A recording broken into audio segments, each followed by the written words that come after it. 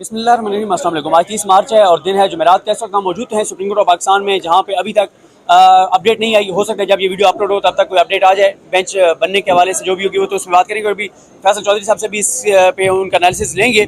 लेकिन सर, आज एक बहुत इंपॉर्टेंट केस है जिसमें आप पेश हुए हैं, वो है तोशाखाना केस। ये वो केस है जिसमें इमरान खान साहब को 18 मार्च को बुलाया गया था और जो कुछ जुडिशल कम्प्लेक्स के बाहर हुआ हम सब वहाँ मौजूद थे। और ये वो केस है जिससे हुकूमत ने बहुत तवक्कुआत वाबस्ता कर रखी हैं कि इसमें इमरान खान डिस्क्वालीफाई होंगे, और साथ ही आज कहा जा रहा था कि इमरान खान साहब को पेश होना था। क्या हुआ आज? नहीं, देखिए, आज हमने वहाँ पे उनको दो सुबह एक तो वकला की हड़ताल थी, तो वकला काफ़ी सीख पा हैं पुलिस के रवैये पे इस्लामाबाद के। तो ख्वाजा हारिस साहब ने ये कहा कि बाहर का ये सिलसिला है, तो उनसे मैं पूरी सपोर्ट करता हूँ। मैं लाहौर से आया हूँ ये बताने के लिए कि मैं आपकी हुकूमतदूली नहीं कर रहा, लेकिन बाहर की हड़ताल है।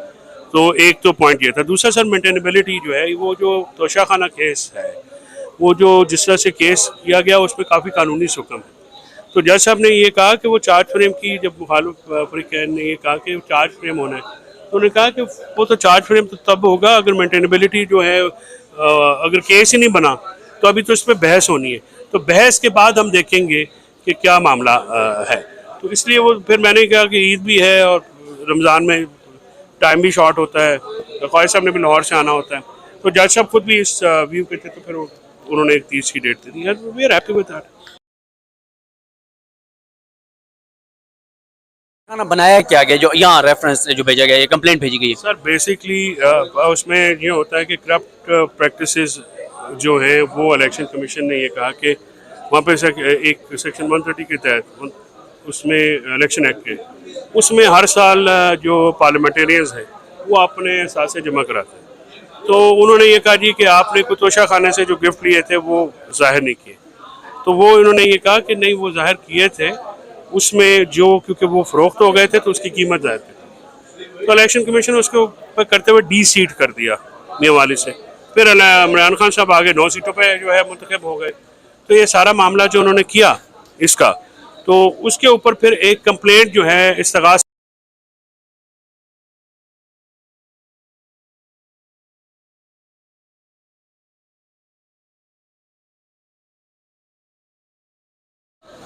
प्रोसीजरल जिसको वेट करना होता है, तो वो नहीं था। तो उस पर फिर ख्वाजा हारिस साहब ने उस पर ऑब्जेक्शन लिया, और पीछे जो आपने देखा वो उनके घर पे अटैक जमान पार्क में, जुडिशल कम्प्लेक्स में, ये सारे मामला हुए। तो उस पर आज वो लंबा चला गया। तो उस पर अब मीनवाइल देखेंगे कि हम उसमें मजीद क्या कर सकते हैं। और इसमें आप पहले मेंटेनेबिलिटी के ऊपर होगा कि काबिल समात है भी या नहीं है, फिर आगे इस पे चलेंगे। दूसरा, कल जो वारंट गिरफ्तारी जारी हुए थे उनके बारे में बताएं, और उस पर आज क्या हुआ? देखिए, वो वारंट गिरफ्तारी जो हुए थे वो कानून को फॉलो नहीं किया गया। उसमें ज़ेबा चौधरी साहब का जो केस है, उसमें पहले भी हमारी रिवीजन एक्सेप्ट हुई थी और नॉन बेलेबल वारंट्स को बेलेबल वारंट्स किया था। तो जज साहब ने फिर वो गलती दोहराई है, उसमें प्रोसीजर लैप्स हैं काफ़ी ज़्यादा। तो आज हमने वो रिवीजन निगरानी की थी सेशन जज साहब के पास। तो वहाँ पे मजिस्ट्रेट साहब ने जो warrant of non bailable warrant of arrest किए थे वो आज सस्पेंड किए। जब हमने उनको बताया कि इसमें ये प्रॉब्लम है, इसमें ये भी रूल फॉलो नहीं किया गया, इसमें ये प्रोसेस फॉलो नहीं किया गया, ये मामला को जिस तरह से करना चाहिए था वहाँ पे नहीं किया गया, तो वो सेशन जज साहब ने इसको सुबह के लिए रख लिया, वारंट सस्पेंड कर दिए। तो सुबह हम इंशाल्लाह, मुझे लगता है कि ये रिवीजन हमारी एक्सेप्ट हो जाएगी। चलिए, 2 केसेस में तो आप रिलीफ ले आए हैं, लेकिन अब सुप्रीम कोर्ट पहुंचे हैं, जहाँ पे सूरत हाल जिस तरह से कल फैसला आया, इससे पहले मसूद अली शाह साहब के खिलाफी नोट का तफसीली फैसला आया, हुकूमत ने कानून साजी कर दी, प्रेस कॉन्फ्रेंसेज हो रही हैं, सुप्रीम कोर्ट पर हमले हो रहे हैं, बेंच टूट गया है, तो यहाँ पे भी आपको लगता है कोई इलेक्शन की तरह मामला जाएगा या सूरत हाल आपको मुश्किल ही लग रही है? सर, एक क्राइसिस का माहौल है ना, पूरा मुल्क क्राइसिस में है। इकोनॉमिक क्राइसिस है, political and constitutional crisis government ने क्रिएट कर दिया पे अटैक करके। तो ये क्राइसिस है, ये चलेगा, और इस क्राइसिस में से होपफुली नेशंस, कौमों के ऊपर क्राइसिस आते हैं, देखना ये है कि कैसे निकलते हैं। तो अब चीफ साहब जो है, ये उनका एक टेस्ट भी है और सुप्रीम कोर्ट का भी टेस्ट है। जितने भी जजेस हैं वो आए और देखें, बैठे जो बैठ सकते हैं कि वो इसको देखें और मुल्क को आईनी बुरान से निकालें। ये फ़र्ज़ है सबका। अगर अपनी ज़ाती लड़ाइयाँ लड़ते रहेंगे तो फिर तारीख आप और मैं, हमारे बच्चे, हमारे साथी जज करेंगे। हम जो शहरी हैं, हम तारीख की रोशनी में, इनके किरदार की रोशनी में हर जज को जज करेंगे। बिल्कुल ठीक है। फैसल चौधरी साहब, बहुत शुक्रिया आपका। आपने सुना फैसल चौधरी साहब बता रहे हैं, और इस वक्त फवाद चौधरी साहब, असद उमर साहब, शाह महमूद कुरैशी साहब जो है वो सामने इधर प्रेस कॉन्फ्रेंस भी कर रहे हैं। ज़रा अगर आपको थोड़ा सा ये माहौल दिखा दें कि ये इस वक्त सुप्रीम कोर्ट में जो है ये माहौल है, और ये जो है ये सूरत हाल है सारी जो आपके सामने है। मीडिया की बड़ी तादाद मौजूद है। कोर्ट रूम के अंदर भी बहुत से सहाफ़ी जो हैं वो कोर्ट रूम के अंदर भी बैठे हैं, और कोर्ट रूम के बाहर यहाँ पे अहाता अदालत में भी आप देख रहे हैं मीडिया की बड़ी तादाद है और तहरीक इंसाफ के लोगों की बड़ी तादाद है। और इस सारी जो सूरत हाल में यही है कि इंतज़ार किया जा रहा है कि कब जो है chief justice Pakistan justice Umar ताब बंदियाल साहब जो नया बेंच तश्कील देंगे वो कब बेंच तश्कील देते हैं। मुख्तलिफ ऑप्शन हैं, ये भी हो सकता है कि जो 5 जजेस जो का जो बेंच था उसमें से अमीरुद्दीन खान साहब ने रिक्यूज़ किया है, तो 4 जजेस जो हैं वो आकर बैठ जाएँ। और फिर ये भी सवाल है कि पहले काजी फैसल साहब जो फैसला है कि तमाम जो 184(3) के तहत जो केसेस चल रहे हैं वो सारे रोक दिए जाएं, तो क्या पहले वो 184(3) वाले ये जो उन्होंने काजी फैसल साहब ने फैसला दिया कि इसको टेकअप करेंगे या ये जो प्रोसीडिंग चल रही है इसको जारी रखेंगे। क्योंकि अगर 5 रुपये बेंच नया बनता है, एक जज और आते हैं, तो फिर जो है वो जीरो से समात जो है वो शुरू होगी। और पहले उस मामले को देखते हैं, टेकअप करते नहीं करते ही देखना होगा। और साथ ही ये भी है कि जो एक राय ये भी आ रही है कि चीफ जस्टिस पाकिस्तान को फुल कोर्ट बना देना चाहिए। इस वक्त सुप्रीम कोर्ट में 15 जजेस हैं, 2 असामियाँ खाली हैं। 15 जो जजेस हैं उन 15 में से 2 जजेस जस्टिस काजी फाइज़ साहब और जस्टिस अमीरुद्दीन खान साहब तो इस पर आप अपना व्यू दे चुके हैं, जिनके फैसले की वजह से आज समाअत नहीं हो सकी। तो जब वो 2 अपना फैसला दे चुके हैं तो फिर बाकी 13 जजेस को बिठा देना चाहिए और बाकी 13 जजेस बैठकर और फैसला कर लें कि जो काजी फैसल साहब कह रहे हैं उसमें किस हद तक कोई आईनी और कानूनी तौर पर जस्टिफिकेशन है नहीं है, कि जब तक रूल्स अमेंड नहीं होते तब तक 184(3) के जितने भी मामलात हैं उनकी समाअत जो है वो रोक दी जाए। अब यही सारी नज़रें जो हैं वो सुप्रीम कोर्ट की तरफ तो हैं, लेकिन चीफ जस्टिस पाकिस्तान ने अब ये फैसला करना है, ये इख्तियार चीफ जस्टिस ऑफ पाकिस्तान का है बेंचेस की तश्कील का।